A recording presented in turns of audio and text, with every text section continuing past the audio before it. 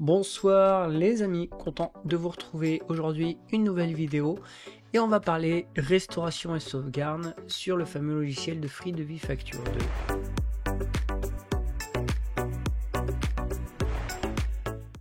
Car il est très important de mettre ça en sécurité. Beaucoup de personnes oublient ce genre de détails qui pourrait vous sauver la mise en cas de perte, en cas de panne, surtension, sous-tension, problème d'alimentation et encore j'en passe.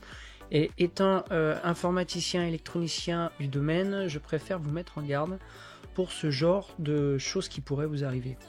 Il faut savoir que quand on fait une sauvegarde, il faut toujours, et je tiens à préciser, il faut toujours un minimum de 2 sauvegardes. Une que vous auriez mis sur un disque dur externe ou dans votre ordinateur, plus un en externe, et j'aime bien rajouter sur celui-ci une sauvegarde dans ce que j'appelle un disque placard, ce qui permet en fait de mettre au moins 1 à 2 fois par mois toutes les sauvegardes de notre logiciel, de nos logiciels, peu importe, mais là on va parler sur Free de Vifacture, de celui-ci pour pouvoir le mettre en sécurité au sec. Pourquoi je vous dis ça? Car beaucoup de personnes oublient que quand vous avez une petite PME, une auto-entreprise ou ce genre de choses, les données clients, factures, devis sont très importantes. C'est des choses qu'il faut garder à portée de main. Je fais en plus de ça, moi, j'imprime mes papiers pour les mettre en classeur, bien sûr, car c'est ce qui est le plus important. Et puis, c'est pour votre suivi personnel ou alors si jamais vous avez un contrôle. D'accord? Alors, on va lancer celui-ci. Ce que je disais au préalable, moi, bien sûr, je fais des sauvegardes à chaque fois et il faut savoir que 1 à 2 fois, voire à 3 fois par mois, je fais une sauvegarde sur un disque dur que je mets au sec dans un placard. Moi, j'en ai 3. J'en ai un en interne, un en externe, plus en placard. C'est ma façon de faire, ce n'est pas obligation, mais au moins, c'est fait. Dans ces cas-là, ce que je vous propose, on va lancer...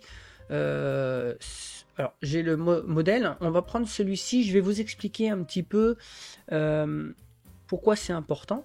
Alors, il faut savoir que ne prenez pas en compte une clé USB, n'est pas un stockage de sécurité, d'accord? Beaucoup de gens pensent qu'une clé USB, il n'y a aucun risque. Non, une clé USB n'est pas un stockage sécurisé. Ça, déjà, enlevez ça, vous, de la tête, c'est pas la peine. Pour commencer. De deux, priorisez toujours un disque de qualité, un disque d'une marque connue, Kingston, il y a Seagate et il y en a encore bien d'autres. Voilà, à vous de faire vos recherches, mais en tout cas, pensez-y. Il faut savoir qu'à la maison, j'ai 2 endroits de stockage très importants. J'ai mon NAS, alors je vais vous montrer ça, on va voir ça ensemble. Vous allez voir, comme ça, vous allez comprendre un petit peu ce qu'il en est. Pour ma part, voilà. J'ai un NAS qui va répertorier justement des sauvegardes en interne que je peux avoir accès à distance, que ce soit pour les recovery, des logiciels bien sûr, et encore des choses un peu plus personnelles. J'en ai encore un deuxième avec 4 disques qui vont me permettre...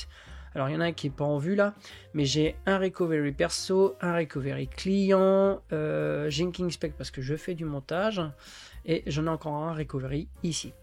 Ce qu'il faut comprendre dans celui que je vous présente, dans le perso, vous voyez que sur celui-ci, tous les soirs, ou pas tous les soirs, mais de toute façon, quoi qu'il en soit, à chaque fois que j'ai fait une sauvegarde, celui-ci va venir ici, d'accord?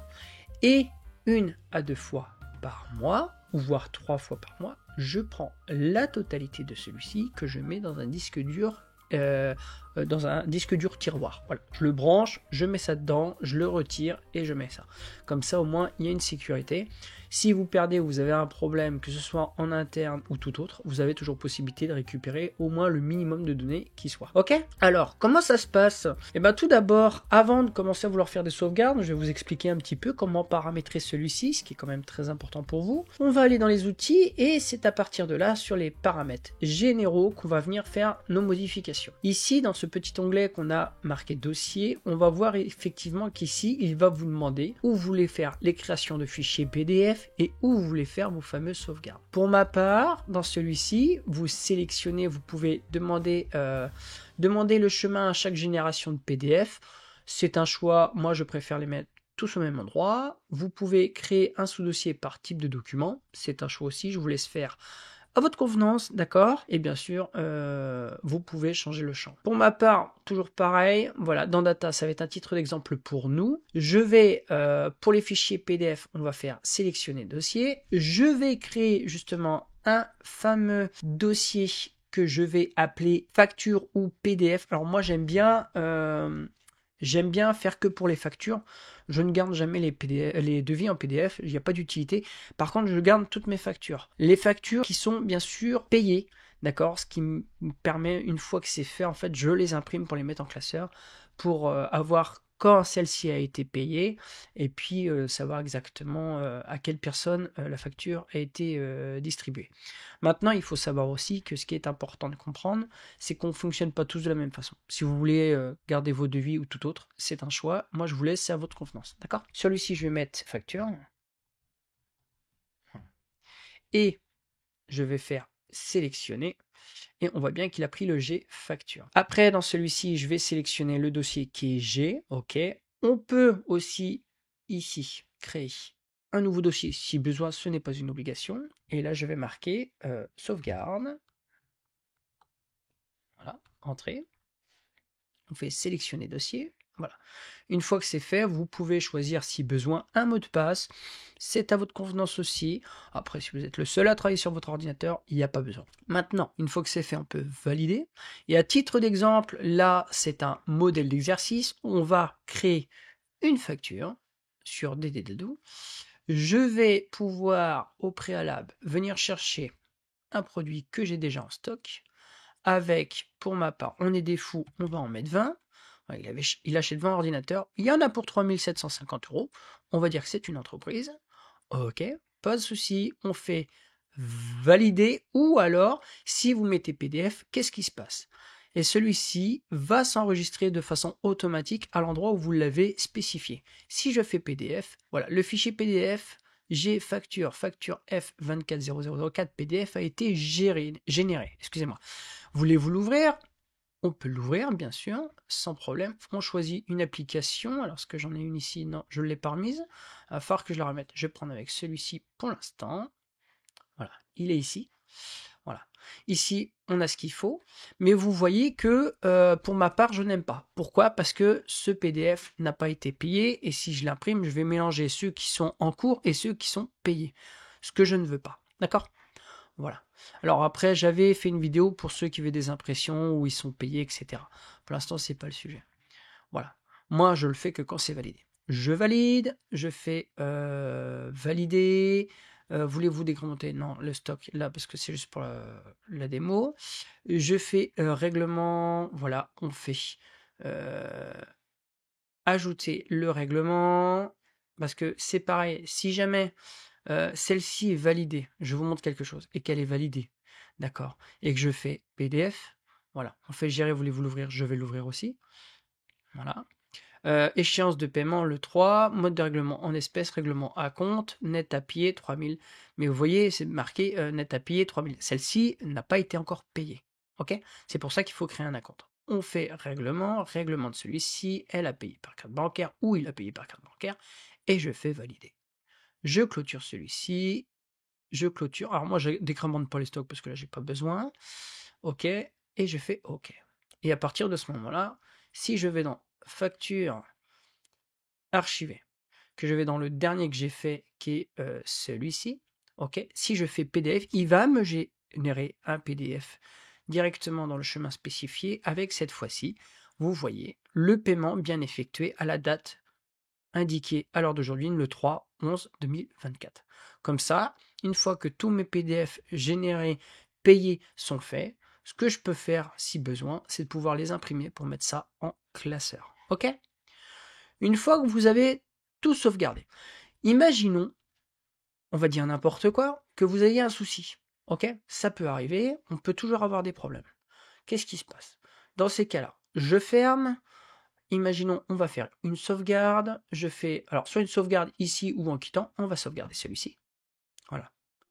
Celui-ci va générer une sauvegarde là où on l'a spécifié, ou alors, voire même, si besoin, dans un endroit du disque dur au placard.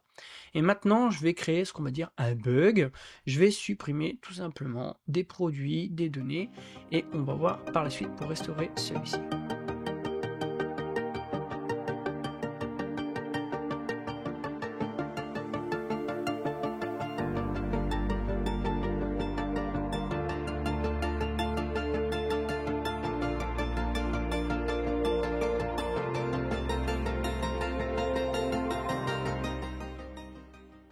Maintenant, imaginons que vous ayez un problème, vous avez ouvert, et puis, voilà, vous avez un souci, vous avez plus de clients, vous ne retrouvez pas vos clients, voilà, ici, vous ne retrouvez pas vos fameux produits que vous avez besoin ou vos stocks, il en manque, voilà, quand on va dans le matériel, on n'a plus rien, et bien dans ces cas-là, effectivement, il va falloir qu'on fasse une restauration.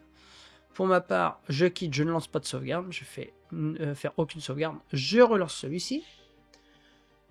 Je vais dans D et je vais faire restauration. Ok, on va dans restauration, on fait continuer. Il devrait reprendre justement la sauvegarde dans G, voilà, celle qui a été faite. Je double-clique dessus, celle-ci va se mettre en route. On fait OK. Voilà, on peut lancer celui-ci. Et maintenant, si je reviens justement sur mes clients, on a retrouvé le client en question. Et si je reviens dans mes produits, on retrouve bien mon ordinateur Dell Latitude, le scotch et le support de disque dur. Voilà, pensez bien à pouvoir faire ce genre de choses. Maintenant, je vous ferai une prochaine vidéo pour vous montrer tout ce qui est importation et exportation des produits. Je préfère le faire à part, sinon ça risquerait d'être trop long. Mais pensez bien à bien sauvegarder vos données et ensuite vous serez tranquille pour pouvoir les restaurer. Sur ce les amis, je vous laisse là-dessus et je vous retrouve très bientôt. Je vous remercie et je vous dis à très bientôt. Au revoir.